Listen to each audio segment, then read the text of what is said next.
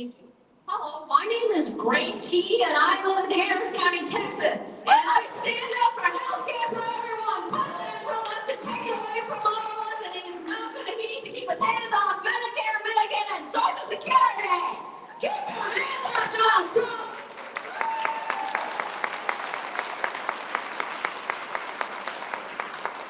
We want to know how you really feel about this.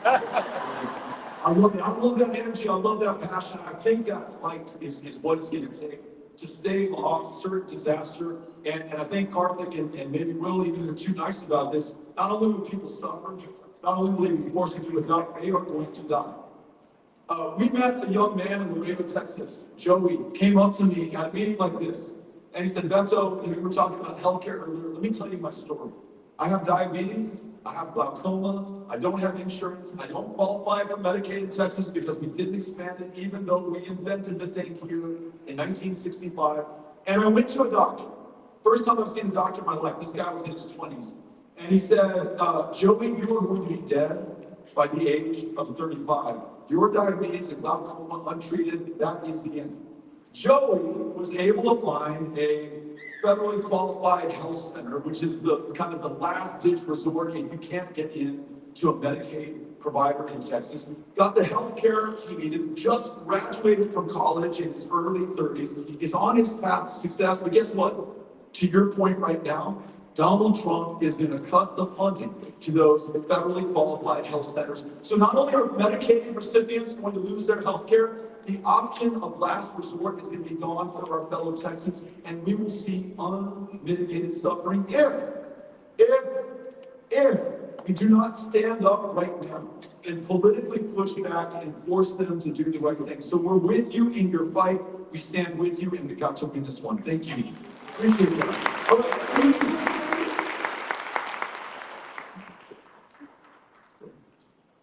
Hey there. My name is Ethan. I'm a student. I'm an organizer, and I'm on Medicaid along with SSI staff. I guess more of my question is, like, how are we supposed to bridge that gap on a local level? I mean, specifically, I live in Houston. I mean, we're seeing a lot of the same Trumpian cuts from our mayor right now. Maybe we've got $4 million from public work, from public health.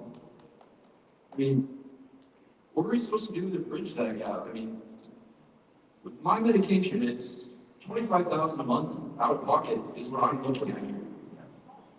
I mean, even with the Medicaid coverage, I mean, we're looking still $5,000 a month. I mean, how are we supposed to expand these programs beyond what they are as is? I mean, I feel like they're just not enough. Are you telling us right now that if these programs are cut for you, your out-of-pocket expense monthly would be $25,000? Yeah, that's absolutely correct. And right now, already with the coverage that you have, limited as it is in Texas and the city of Houston, is $5,000 out of pocket? If I didn't have private insurance, it would be $5,000 a month. Okay. So this is so helpful because sometimes when we're talking about the 1.3 million people being covered for Medicaid in the state of Texas, I mean, it makes an impact, but I don't know how to wrap my head around 1.3 million. When I see your face, and we're looking at each other eyeball to eyeball, human to human, in the same room, and I know that you are going to be SOL if you're forced to pull $25,000 that you do not have. I bet that who among us has $25,000 extra a month to spend on staying alive. I mean, we now care about you, and we got to come through for you. And let me tell you something on this is kind of a roundabout way to answer your question. So you mentioned that the mayor and the city council have some purview, and I know that Abby's going to be on the right side of this issue. I saw her on here.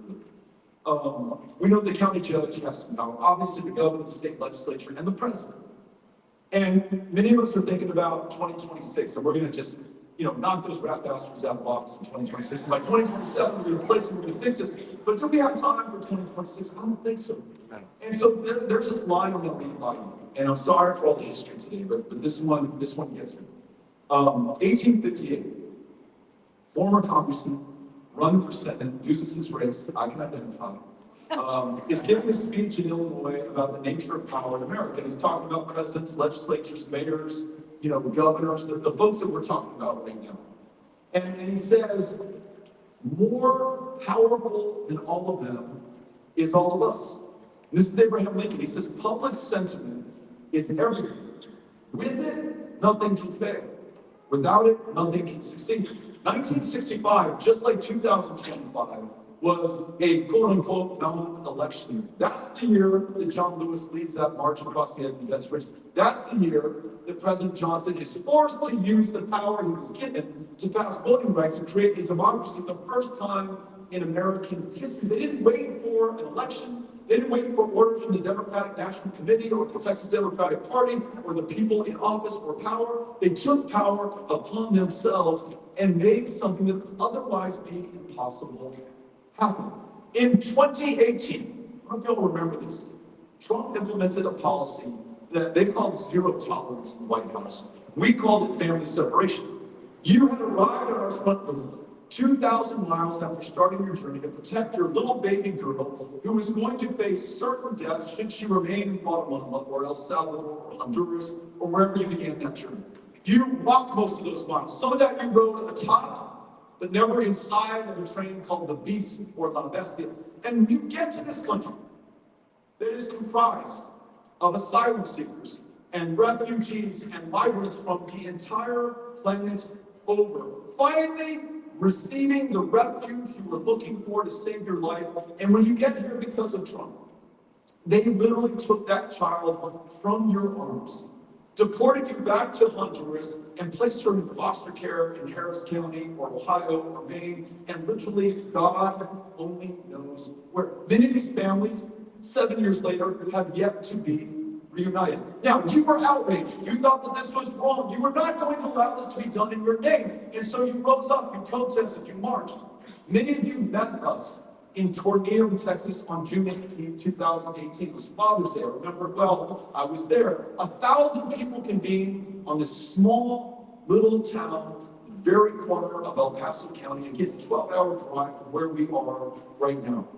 But Tornillo, Texas was the town where the Trump administration has set up this encampment, these tents, where they were keeping these kids, unaccompanied minors, who've been stolen from their parents. And 1,000 of us raised our voices so those kids inside those tents knew that we knew that they were in there, and that we were not going to stop fighting until they were released and reunited. And we also wanted to bear witness, testify to our fellow Americans just what was happening in this country. We said, look, America, look at this. Do not turn your back. Do not avert your gaze. This is being done in your name. It will be the lasting shame of this country if it continues. So many people rising up. So much political pressure. So much, in Lincoln's words, public sentiment, that Donald Trump, on June 20th, 2 days later, rescinded the family separation policy and began the process of reuniting those families. That is the power of people. So if you care about this government, and with the ability to stay alive, you care about any of the people who are being affected by the cruelty and corruption and incompetence on display in the highest positions of power, this is the time to raise your voice, to stand up and be counted. And so if someone in this meeting says, hey, folks, I'm going to be hanging out with a sandwich board on my body at this intersection tomorrow morning, let's all join that person.